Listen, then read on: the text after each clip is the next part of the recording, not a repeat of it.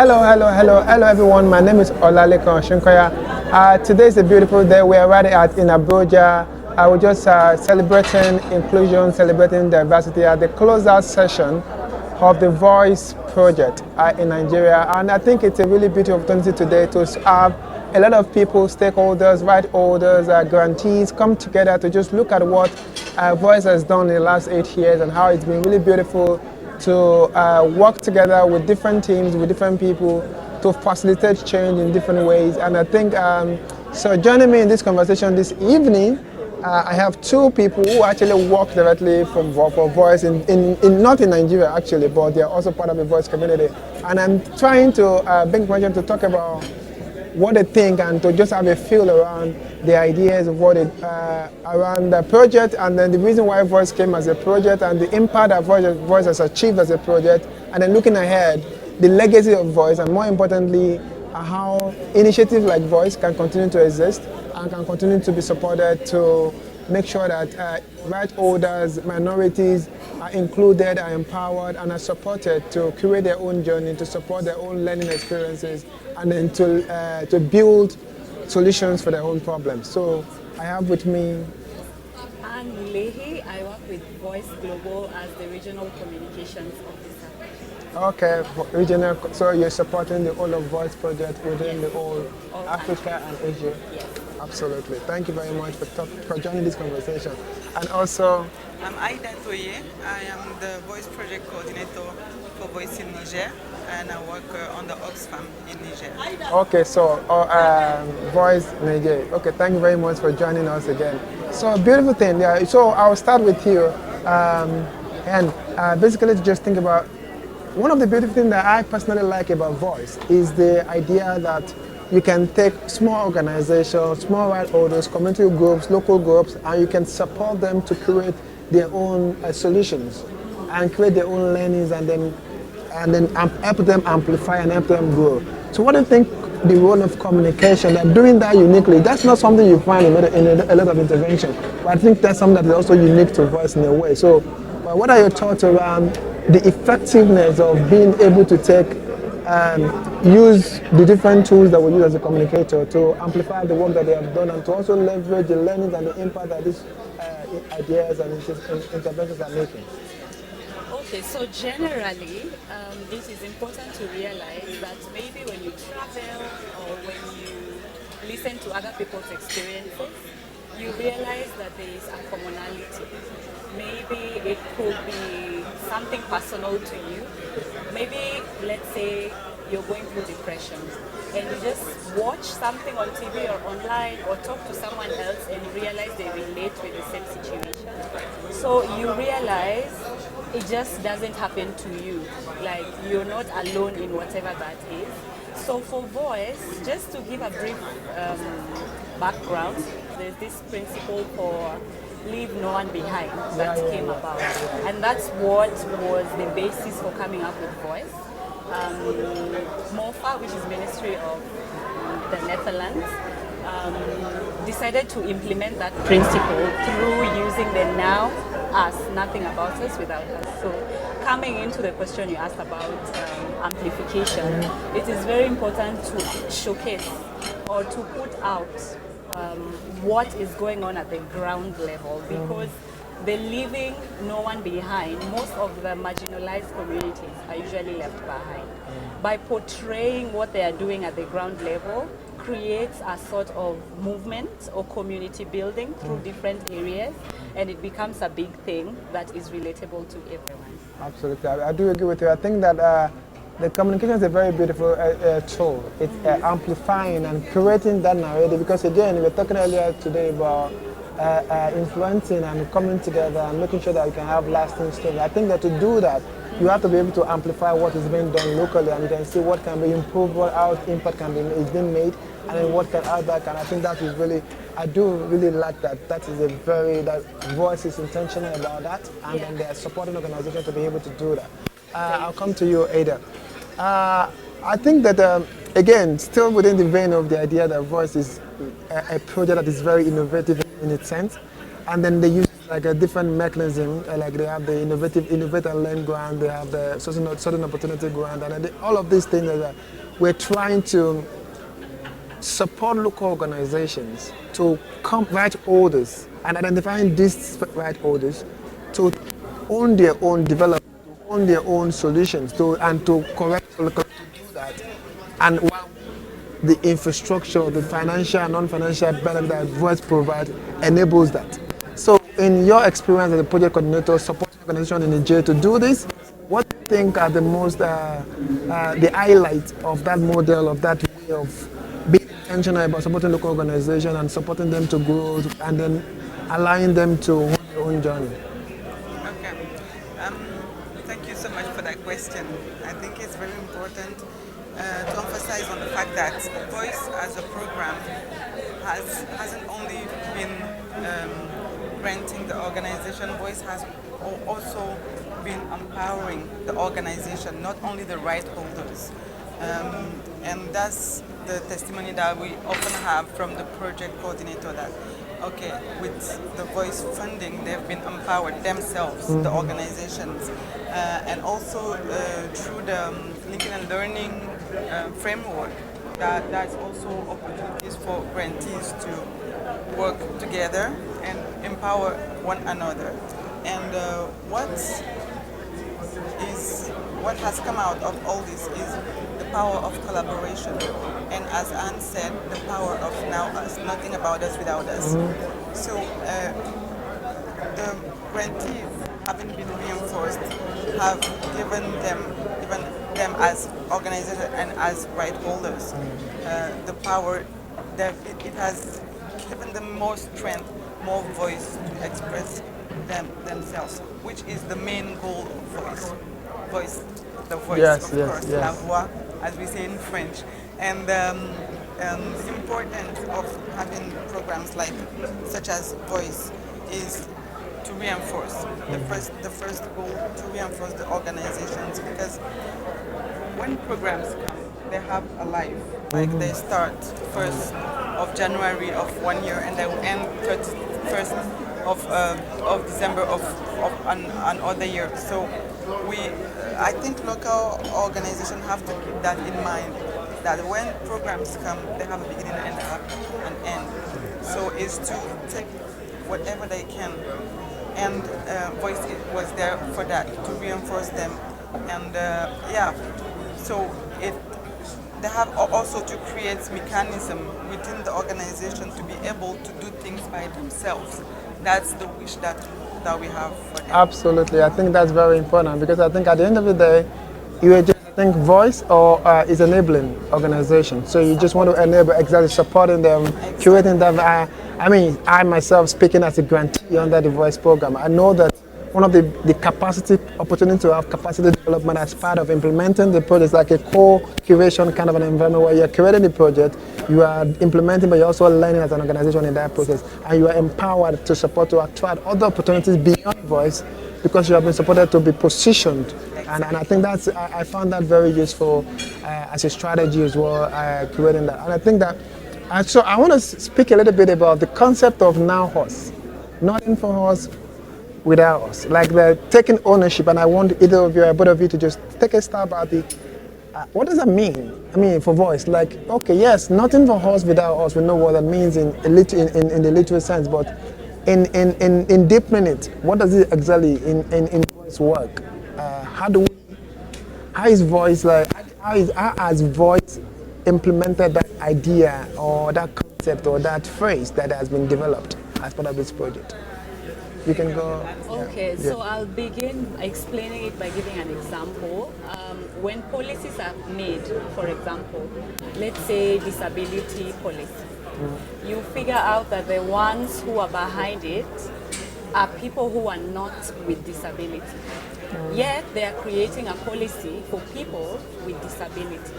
So how is that policy going to be beneficial or implemented by someone who is disabled or is a person with disability? Yet they were not part of making it, you know? So the concept of nothing about us without us simply means, since I am the person with disability, I need to be at the driving seat of policies that affect me as a person with disability. You know, and the program being called Voice means that as a person with disability, my voice should matter, should be represented. And the NAWAS is basically about inclusion.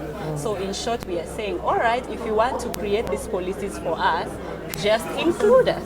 Yeah. You know, we are not saying we want to be the ones to create these policies, but we are just asking to be included. And Voice again just says that there is power in my say. If I am the rights holder, I have the right. I have the power. Include me. Yes. Yeah. Get me? And I think it's really important because I think which underscores how Voice came into a system as a Yes, as a project. leaving It's no about one behind. yeah, we're saying we're acknowledging that people have been left behind for too Yes, long. We yes. know that we have not done this right. Policies have been made for people to beneficiaries who are not included in the process. And that's why most policies actually fail. Yeah, exactly Because normally when you come up with policies, I know there is the steps. The first one is the policy research. What is this policy coming to fill in, Yeah. you know? And in Kenya, for example, I'm sorry to say, But it's okay. there are some policies that are introduced and they end up being shelved. Why?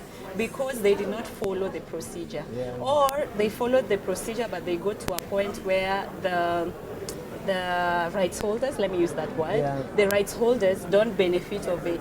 So it becomes useless because if you come up with a disability act, for example, and the community of people with disability disown it, Yeah, because then they don't- who will it's implement it's it? not useful for them as well. You know Exactly. that what they always say about you go into a community to do a development project, and you get there, you just assume they need water, and then you Yeah. just dig a borehole. Exactly. And then you're like, wait a minute, and you come back 2 years later, nobody's using that borehole because that's not the priority of that community. I think it's an acknowledgement of we can help vulnerable people, we can help minority, but the first step in that process must be inclusion. Another thing, Ownership. Or just what you said, I feel like support, inclusion is the main terms because it does not mean that they can't do things on their own. They just need that extra support. They just need that Exactly. extra inclusion, And- that extra support, you know. And I think that's something policy leaders needs to know because if you're including, you're actually making your job a lot easier. They don't know that. They assume that by doing that, just tokenism, let's just do that because Yes. we're required to do that. Yes. But ultimately, if you actually do inclusion, you are making it easier because these are the only people, the true experiences that they've had their whole life in the order that can actually deliver the policies for you. So I'll come back to you, Aida. So having worked under this paradigm of inclusion, of diversity, of nothing for us without all these buzzwords out there that just explain what Voice represents. What do you think is the most important benefit of that kind of I wouldn't say project approach or that kind of initiative or way of doing things, because this is not common. I mean, maybe you can have other people do it this way now, but before now, I don't think this is something that is very. A lot of development projects just come, pam, take it, everything is done for you, don't bring it, no. True. But so, what do you think is the most important or the best showcase of doing things this way? This way, okay, by answering your question, I think I will complete something that Anne said about the nothing about us without us and the fact that it's important to include the persons that are directly concerned by a certain challenge. So what Voice has done, and I wish we had more programs like this because Voice is not only a project, it's a program funding several, like we have 745 projects over the 8 years that were funded in the 11 countries, 10 countries plus the coordination. So I wish that more programs put inclusion at the center of the actions. What we've done in Voice was to fund organizations that had never had fundings, that were new. Like for instance, in Niger, I have participated in the launching of an organization that received the Now Us Award. They received it on a Saturday and they were launching the organization on the Monday. Wow. That means the organization wasn't even complete because there was this flexibility where even informal organizations Can be could recognized. have a funding, and that was amazing. I mean, like this morning we saw this this mom that created her organization. She doesn't speak English. Okay, she's I think from a rural area. Yeah. But they got a funding from Voice because there is this flexibility that gives the informal organization the possibility to have just a financial host and be able to access the fundings and implement the project themselves. That is the right holders at the first place, not behind. Because what we saw, like for instance in Niger on the first phase, there were organizations of people without disability implementing projects for people with disability. And we thought this is not right because the people with disability are as able as us. Oh, yeah. So we said, okay, let's encourage them to apply. And on this phase, all the projects for people with disability, that is for instance, were led by people with disabilities, which I think it's a great takeaway for us.